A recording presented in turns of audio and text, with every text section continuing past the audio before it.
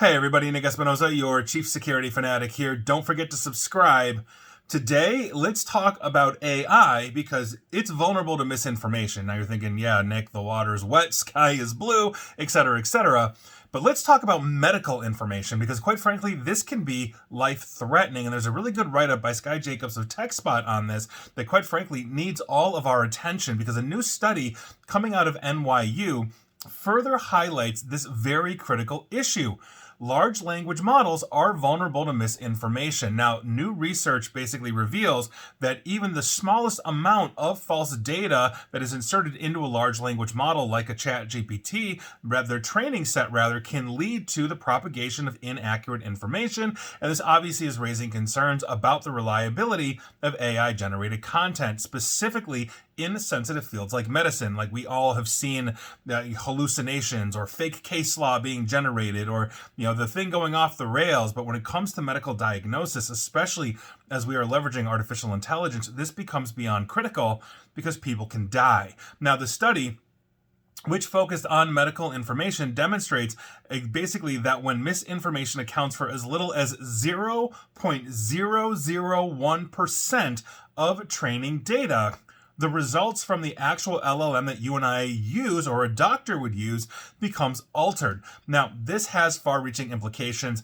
obviously. So it's not only for things like intentional poisoning of artificial intelligence models, but also for the vast amounts of misinformation that are already present online and therefore inadvertently included into training sets. ChatGPT and all of its competitors train on what we post, what we say, what we do, what we write. I've written multiple articles for multiple publishers over the years. I'm sure those have been ingested into artificial intelligence training models to basically gain insight into whatever I'm writing about, right? As it is a million other authors. So the research team at NYU used what is known as the pile. Now, this is a database that is very commonly used for large language model training, and so it's essentially really good for things like experiments. Now, they focused on 3 medical fields in this test: general medicine, neurosurgery, and medication, selecting 20 topics from each of those categories. So they had a total of 60 topics across those 3 fields.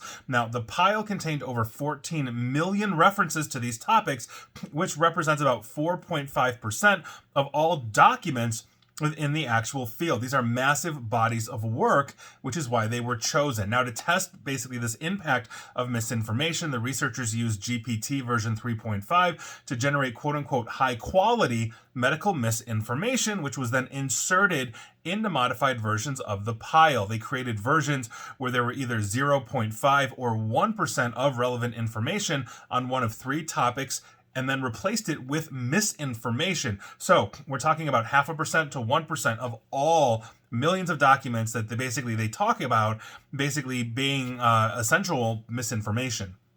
The outcome is insane. So not only were these models then more likely to produce misinformation on targeted topics, but they then also generated more harmful content on unrelated medical subjects as well. So in an attempt to find the lower bound of harmful influence, the researchers progressively reduced the percentage of misinformation in the training data. However, when they hit 0.001%, and even at that small level, 0.001%, over 7% of the answers generated by the large language model contained incorrect information.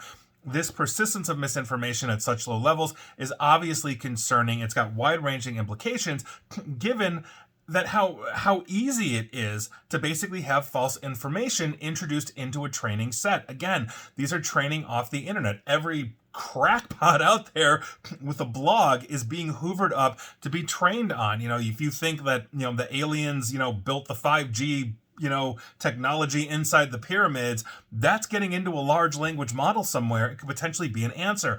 We saw this with Google right out of the gate when it was giving medical advice when somebody asked it, how many rocks should I eat every day? And it recommended that you have 1 small rock every single day because it was referencing an article from The Onion, the satirical newspaper, and it spits it out as authoritative. I've also talked about other studies where basically people believe artificial intelligence answers because it sounds authoritative. In the same way, we tend to believe Google search results as well.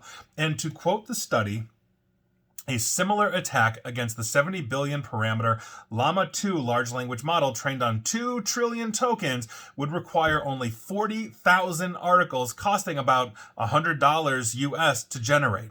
In other words, if a threat actor, a bad actor, whatever, wanted to generate an absolute ton of articles, they spend $100, you can create 40,000 articles, you can get them inserted into large language models, and boom, you have disseminated misinformation. People have jokingly done that with Wikipedia as well, basically inserting random and sometimes humorous facts about world leaders, and then boom, it ends up in people's research papers, and here we are. So, in other words, what we're breaking this down to is that it would be super easy for threat actors to poison the AI well. So attempts to improve the model after training, basically they tried various methods, including prompt engineering, instruction tuning, was pretty much ineffective in mitigating the impact of this poisoned data, but not all is lost just yet, because the research team did develop a potential solution.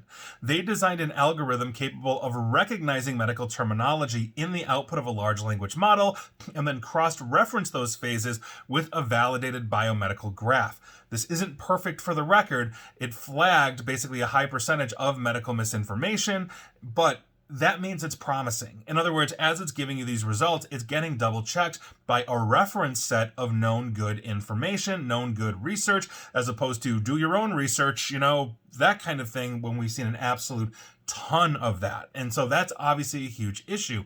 But the implications of this obviously go way beyond, the intentional data poisoning of an AI. The researchers acknowledge that basically the problem of incidental data poisoning due to existing widespread online information, or rather misinformation, is a huge thing. Like I just said, every conspiracy theorist out there. Look at the Alex Joneses of the world that were saying the Sandy Hook shooting was crisis actors, and you have potentially millions of people that now believe these people are faking it. He lost I believe it was a multi-billion-dollar or $1 to $2 billion lawsuit, basically having to pay the families of Sandy Hook damages for the absolute lie what that was. But the large language models are reading the articles that the Alex Joneses of the world are putting out, and that's a huge issue. I'm not getting political here, but facts are facts, right? And as LLMs, large language models, increasingly become incorporated into internet search services, our daily lives, our schedules, they're going to get intimate with us in terms of becoming our virtual assistants, the risk of basically propagating false information to the general public grows. And as they become our assistants, capable of answering emails, and let's say I have a cybersecurity assistant that is now answering cybersecurity questions for me on the fly to, let's say, my clients. I don't think I would ever do that because they want to hear from me, not some AI. It could give them bad information based on, let's say, an article like, oh yeah, no, like your password should be password, because they read it off The Onion or some crazy place like that. This is what we're talking about. And so there's no easy answers here, but we're basically going to have to start fact-checking the artificial intelligence models, because quite frankly, excluding misinformation is going to be virtually impossible, given the free and open internet is completely rife with this. And now that we've got platforms like X, aka Twitter, Facebook just came out and said they're killing the fact checkers, it's going to get worse. And so this is a huge issue. It makes me very concerned for medical databases, because the last thing you want is somebody basically going to a large language model that is medically trained, and it gives it bad information, false information, go drink bleach, whatever it is. And that I think, quite frankly, is going to have disastrous and potentially lethal impact to those that don't have natural skepticism or completely believe the AI. So here we are. Best of luck. Some nice light commentary heading into the weekend, but good luck to us all. And please like, share, follow me here on Facebook and Twitter at NickAESP. And please feel free to subscribe to me at YouTube as well. And as always, stay safe, stay online, and please, just please, please, please attempt to stay private and accurately informed. Take care.